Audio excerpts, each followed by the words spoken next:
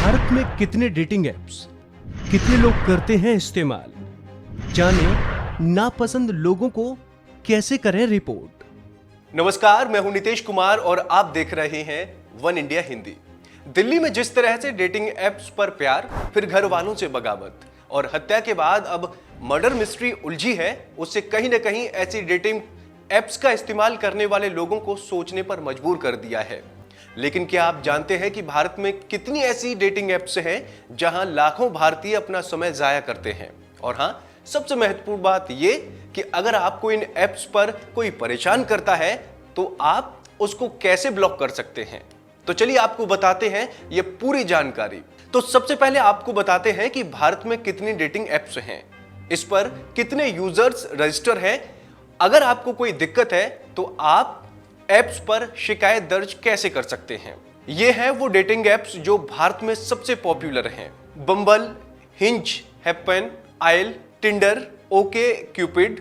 एक स्टडी के मुताबिक सितंबर 2020 तक भारत में सबसे ज्यादा इस्तेमाल किया जाने वाला ऐप टिंडर था, जिसके 64% लोग इस्तेमाल करते थे। इसके बाद दूसरे पर ओके क्यूपिड यानी 24% लोग, और हैपन 22% और बम्बल 19% लोग इसका इस्तेमाल करते थे। इसके अलावा भारत में ट्रूली, मेडली और हिंज और आयल जैसे डेटिंग एप्स को भी लोग इस्तेमाल करते हैं। लेकिन अगर अब की बात करें तो कोरोना काल के दौरान इन एप्स पर यूजर्स की संख्या बढ़ गई। कारण था, लोग अपने घरों पे खाली और अकेले थे, उनके पास करने के लिए ज्यादा काम नहीं था। अब बात करते हैं डेटिंग एप्स पर अगर किसी प्रोफाइल को रिपोर्ट करना हो तो कैसे करें।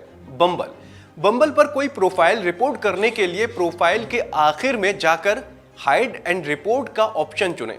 इसके बाद वहां दिए गए कारणों में से एक कारण चुनें और कमेंट करें। इसके बाद ये रिपोर्ट सबमिट कर दें। अगर किसी यूजर्स को कन्वर्सेशन मेन्यू से रिपोर्ट करना है तो कन्वर्सेशन के टॉप राइट कॉर्नर में दिख रहे 3 डॉट्स पर क्लिक करें और इसके बाद ब्लॉक एंड रिपोर्ट सिलेक्ट करें।